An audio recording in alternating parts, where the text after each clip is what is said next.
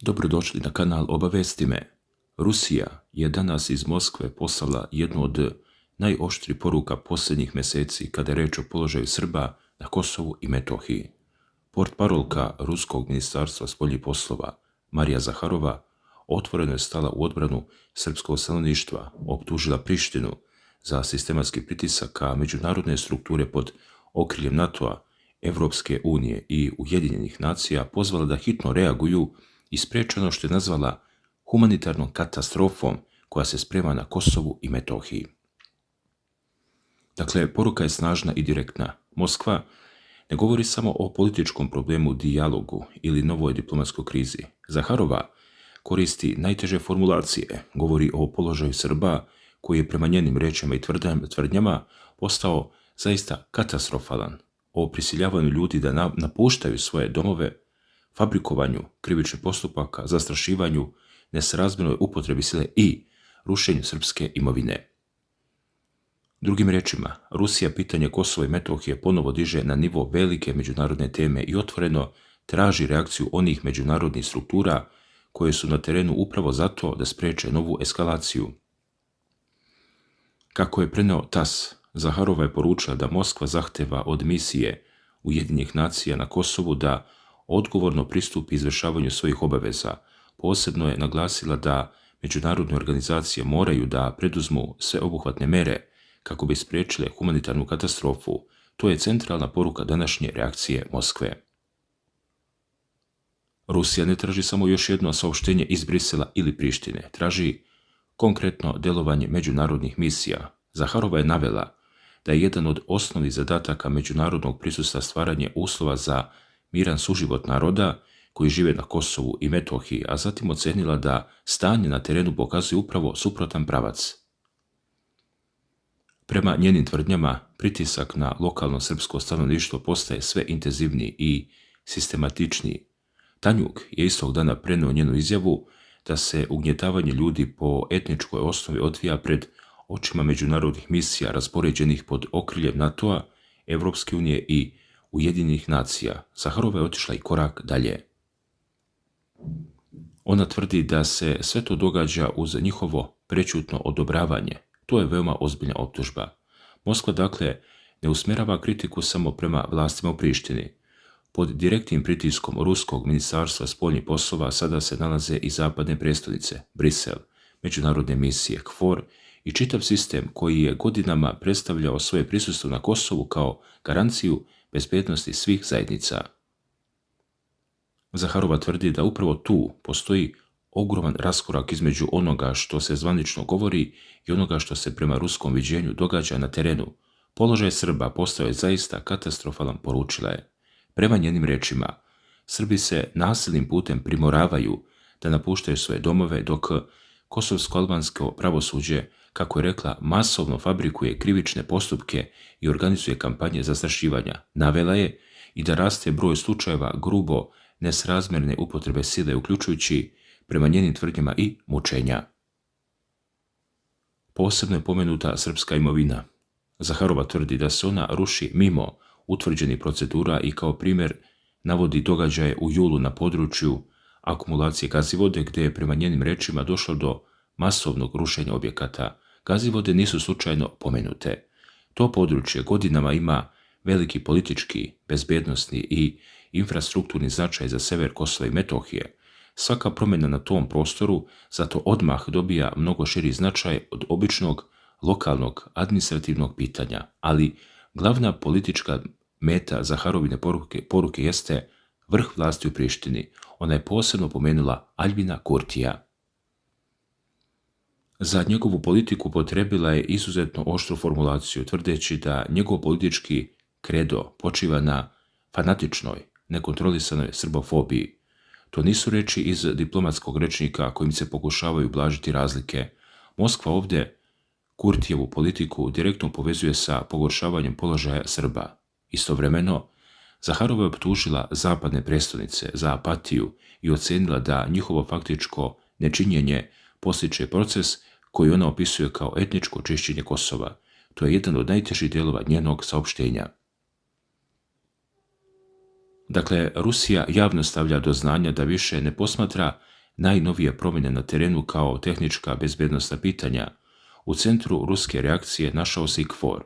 Zaharova je posebno kritikovala odluke koje se odnose na prisustvo KFOR-a na dva izuzetno osjetljiva mjesta, na mostu preko Ibra u Kosovskoj Mitrovici i u zoni manastira Visoki Dečani. Prema njenim rečima, neprihvatljivo je smanjivati međunarodno vojno prisustvo upravo tamo gdje postoji mogućnost novih međunacionalnih tenzija. Ruska predstavnica ocenila je da je posebno problematično to što pripadnike međunarodnih snaga na pojedinim mjestima delimično zamjenjuje kosovska policija. Tu Moskva šalje još jednu potpuno jasnu poruku.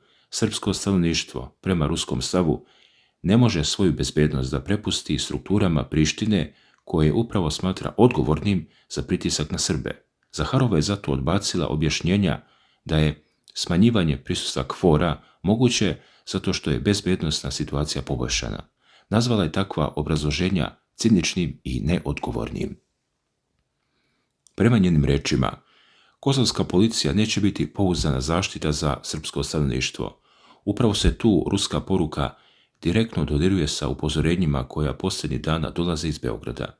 Predsjednik Srbije, Aleksandar Vučić, obratio se generalnom sekretaru NATO-a Marku Ruteu zbog situacije na severu Kosova i Metohije. Vučić je u pismu upozorio da je povlačenje KFOR-a sa mosta na Ibru i uključivanje policije privremenih institucija u Prištini u bezbednosnu arhitekturu oko manastira Visoki Dečani preuranjeno. Dalje, predsjednik Srbije ocenio da bezbednosne procene KFOR-a nisu u dovoljnoj meri prepoznale sve rizike po srpsko i drugo nealbansko stanovništvo na severu Kosova i Metohije, ali ni po manastir Visoki Dečani, jedan od najvažnijih spomenika srpske kulture i verske baštine. Time se Beograd i Moskva, iako koriste različit diplomatski jezik, praktično sastaju oko istog pitanja. Da li je trenutak za smanjenje međunarodnog bezbednosnog prisustva na najosjetljivijim tačkama zaista dobro izabran? Odgovor iz NATO-a za sada je znatno oprezniji. Zvaničnik Alijanse izjavio je za Radio Slobodna Evropa da odluka o potencijalnom ponovnom otvaranju glavnog mosta između severnog i južnog dela Kosovske Mitrovice za motorni saobraćaj mora da uzme u obzir potrebe svih lokalnih zajednica. NATO je također naveo da je Mark Rutte u redovnom kontaktu sa Aleksandrom Vučićem. To pokazuje da upozorenje Beograda nije ostalo bez komunikacije sa vrhom Alijanse, ali Zaharova sada traži mnogo više. Rusija ne želi samo konsultacije.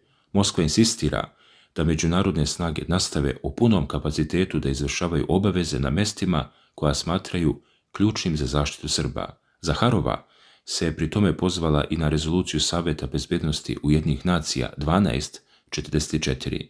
Prema ruskom stavu, upravo je to osnov na kojem međunarodni kontingent mora da nastavi da izvršava svoje obaveze na Kosovu i Metohiji. Rusija godinama insistira na rezoluciji 1244 kao temeljno međunarodno pravnom dokumentu kada je reč o statusu Kosmeta i današnja poruka praktično vraća celu raspravu upravo na taj teren. Moskva kaže, međunarodno prisustvo postoji na osnovu međunarodnog mandata, a njegova obaveza nije da se povuče sa osjetljivih tačaka u trenutku kada Srbi upozoravaju na nesigurnost, već da spreči pogoršavanje situacije. Posebnu pažnju Zaharova je posvetila i Evropskoj uniji. Njena ocena o ulozi Brisela gotovo je jednako oštra kao kritika Prištine. Zaharova je poručila da je Evropska unija, prema oceni Moskve, potpuno podbacila kao posrednik u procesu normalizacije odnosa između Beograda i Prištine. Rusija posebno vraća u centar priče zajednicu srpskih opština. Zaharova tvrdi da je Brisel sabotirao sprovođenje sporazuma iz 2013. i 2015. godine o formiranju ZSO, iako je Evropska unija upravo bila posrednik i garant tog procesa. Za srpsku stranu ovo je posebno važna tačka. Zajednica srpskih opština dogovorena je još Briselskim sporazumom, ali ni posle više od decenije nije uspostavljena u obliku na kojem Beograd insistira.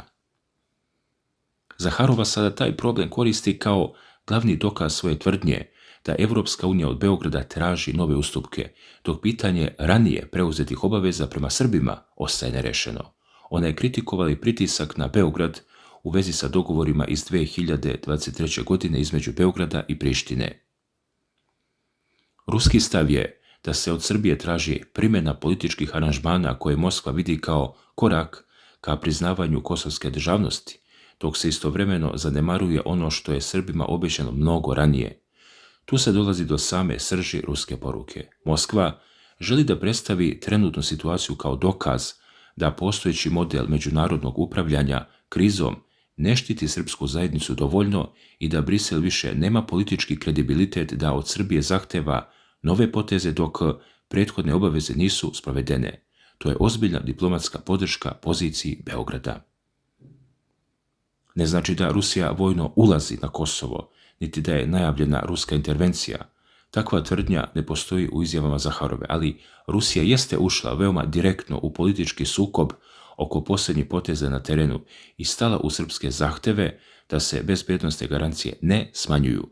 A u trenutku kada Beograd upozorava na to, kada Aleksandar Vučić piše Marku Ruteu, kada se ponovo otvara pitanje mosta na Ibru i kada se govori o drugačijoj ulozi policije Prištine oko Visokih Dečana, podrška stalne članice Saveta bezbednosti UN nije mala stvar. Dakle, ljudi, Moskva šalje signal i Prištini i zapadnim prestonicama da pažljivo prati šta se događa. I što je još važnije, Rusija poručuje da će pitanje položaja Srba vraćati pred međunarodne institucije. Za Beograd je posebno značajno što se u ruskom saopštenju gotovo istovremeno pojavljuju sve ključne tačke na kojima Srbija posljednje godine insistira. Položaj Srba, bezbednost severa Kosova, Visoki Dečani, Gazivode, KFOR, rezolucija 1244, zajednica srpskih opština i odgovornost Evropske unije kao posrednika. Marija Zaharova nijednu od tih tema ne tretira izolovano. Ona ih spaja u jednu političku sliku.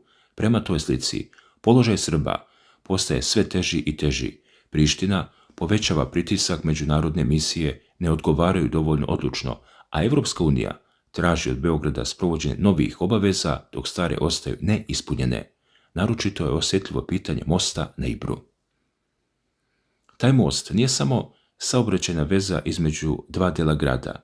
Godinama je predstavljao jednu od ključnih bezbednosnih tačaka Kosovske Mitrovice. Svaki potez oko njegovog statusa zato ima direktnu političku i bezbednosnu dimenziju. Beograd traži da se ne donose jednostrane odluke koje bi mogle da povećaju osjećaj nesigurnosti među Srbima na severu. NATO sa druge strane poručuje da potrebe svih zajednica moraju biti uzete u obzir. Moskva sada ide dalje i praktično upozorava da smanjivanje prisustva KFOR-a u ovoj fazi može otvoriti prostor za dodatne tenzije. Još je osjetljivije pitanje Visokih Dečana. Reč je o jednom od najvažnijih srpskih pravoslavnih manastira na Kosovu i Metohiji, koji je pod zaštitom međunarodnih snaga upravo zbog svog izuzetno osjetljivog bezbednosnog položaja. Zato se svaka promjena sistema zaštite tog manastira u Beogradu posmatra sa ogromnom pažnjom. Aleksandar Vučić je to posebno naveo u pismu Marku Ruteu. Zaharova je sada učinila isto. Tako pitanje koje je moglo ostati u okvirima lokalne bezbednosne odluke dobija mnogo širu diplomatsku dimenziju. Na jednoj strani su Priština i njene institucije, na drugoj su Beograd i srpsko stanovništvo koje traži dodatne garancije. Između njih je KFOR sa mandatom da održava bezbedno okruženje, a sada se veoma glasno uključuje i Moskva, insistirajući da se taj mandat ne umanjuje upravo na mestima na kojima postoji najveći rizik.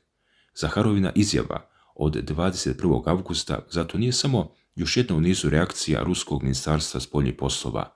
Ona dolazi u trenutku kada su Beograd i NATO već otvorili direktnu komunikaciju o bezbednosti pitanju severa Kosmeta.